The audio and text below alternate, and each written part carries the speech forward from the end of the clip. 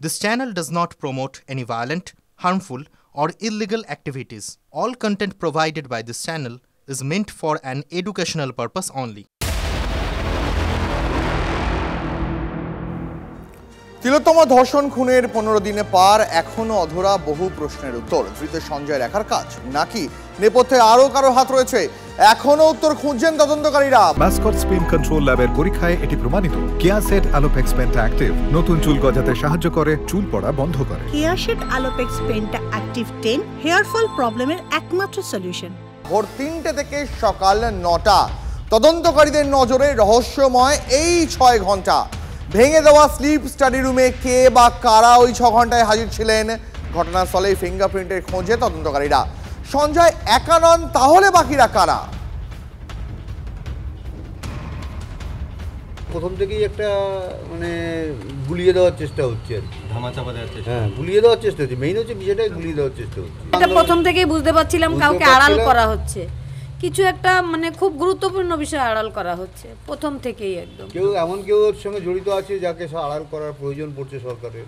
এমনকি অনেক খুন ধর্ষণ এগুলোর সঙ্গে জড়ানো হচ্ছে। কিন্তু আমার মেয়ের ব্যাপারটা আমি মনে করি সম্পূর্ণ আলাদা, কারণ সে একটা অন ডিউটি ডক্টর ছিল ওখানে। তার এরকম পরিণতি অন্য কোনো খুন ধর্ষণ মামলার সঙ্গে জড়িয়ে ফেললে হবে না। এটা আন্দোলনকারীদের প্রশ্নের উত্তর খুঁজছে সিবিআই। তিলোত্তমা ধর্ষণ খুনে প্রমাণ লোপাটের অভিযোগ তুলেছে কেন্দ্রীয় এজেন্সি। প্রশ্ন তুলেছেন আন্দোলনকারী চিকিৎসক থেকে শুরু করে আইনজীবী, এমনকি রাজনৈতিক নেতারাও। তাহলে কি সেই প্রভাবশালীর নির্দেশেই প্রমাণ লোপাট হয়েছে? এটাই হচ্ছে পুলিশের প্রকৃত চরিত্র, যেখানে খুন ধর্ষণ না জেনেই নানা রকম অত্যাচার চলে, সেখানে পুলিশ সেখানে কোনো ভূমিকা নেয় না। আর কি করে তথ্য প্রমাণ লোপাট করার ক্ষেত্রে পুলিশের সক্রিয় ভূমিকা, এগুলো আমরা দেখতে পেয়েছি। সিভিক ভলেন্টিয়ার তো সিভিক ভলেন্টিয়ার নয়, সিভিক ভলেন্টিয়ার তো তৃণমূলের আশ্রিত একজন বড় নেতা, তার সঙ্গে পুলিশের বড় কর্তাদের ওঠা বসা, তার সঙ্গে হাসপাতাল কর্তৃপক্ষের ওঠা বসা, এবং তো আরও অনেক ঘটনা বেরিয়ে আসছে। চিকিৎসক বন্ধুরা আমাকে ফোন করে বলছেন যে ধরনের আঘাত মেয়েটি পেয়েছে এটি কোনো একজন মানুষের পক্ষে করা সম্ভব না। যদি আমরা চিকিৎসা বিজ্ঞানকে বিশ্বাস করি তাহলে তো আমাকে বুঝতে পেরে পেছনে আরও অনেক তারা কারা। ঘটনাটি একজনকেও ঘটতে পারে। এই যে একাধিক যদি অপরাধী থাকে, সেই অপরাধীরা কারা, কোন প্রভাবশালী অপরাধী যাদের পরিচয় গোপন করা হচ্ছে, কারা তারা? এখানেও কি ভোট ব্যাংকের পলিটিক্স যুক্ত আছে?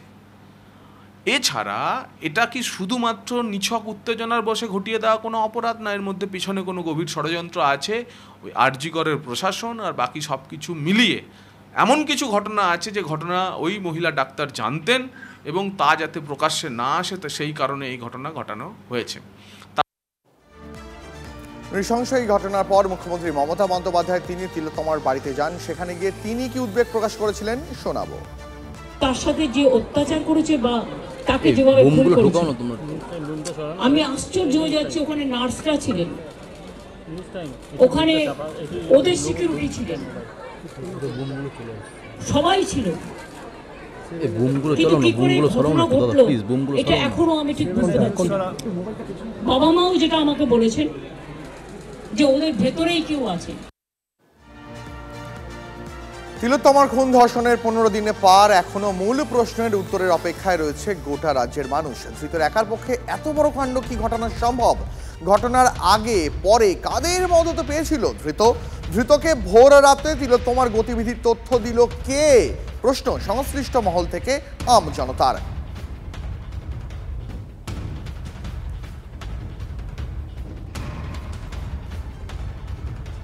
তিলোত্তমার ঘটনার নেপথ্যে আরো অনেকে। এবার এমন সন্দেহ প্রকাশ করলেন রাজ্যের এক মন্ত্রী চন্দ্রনাথ সিনহা।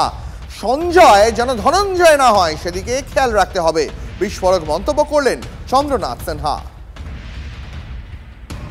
আমরা কেউই চাই না যে আসামি পালিয়ে যান, কিন্তু আমরা চাই সঞ্জয় যেন ধনঞ্জয় না হয়। কারণ অতীত দিনে ধনঞ্জয়কে যেভাবে ফাঁসির কাঠে ঝুলতে হয়েছিল তার অনেক পয়েন্ট এখন বেরিয়ে আসছে।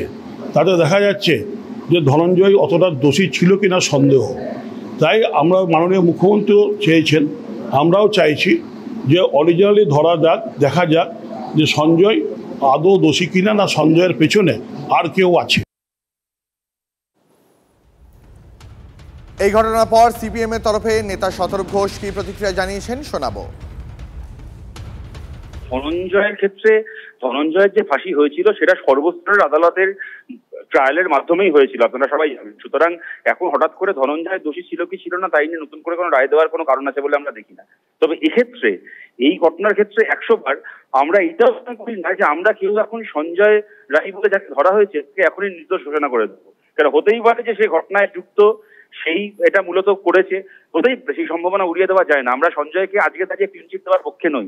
এই ঘটনায় একাধিক জন থেকে থাকে যাদেরকে কিনা আড়াল করা হচ্ছে, না হলে এত রকম ভাবে সকালবেলা একটা বডি পাওয়ার পরে রাত পর্যন্ত এফআইআর করতে সময় নেওয়া হলো, মাঝের সময় প্রমাণ লোপাট করা হলো, ফরেন্সিক এভিডেন্স মোছা হলো, তারপরে কখনো সেমিনার রুমটাকে ভাঙচুর করে, কখনো 14 আগস্ট রাত্রিবেলা গুন্ডা ঢুকে গিয়ে নানাভাবে প্রমাণ নষ্ট করার চেষ্টা করা হলো। এইগুলো কেন করা হলো? এগুলো খালি সঞ্জয় রায় নাকি সঞ্জয় রায় ছাড়া আরো কয়েকজন আছে তারা এতটাই প্রভাবশালী, এতটাই ক্ষমতা সম্পন্ন যে তাদেরকে বাঁচাতে হবে, তার জন্য করা হলো। সুতরাং কোনো অপরাধী যেন পালিয়ে বাঁচতে না পারে।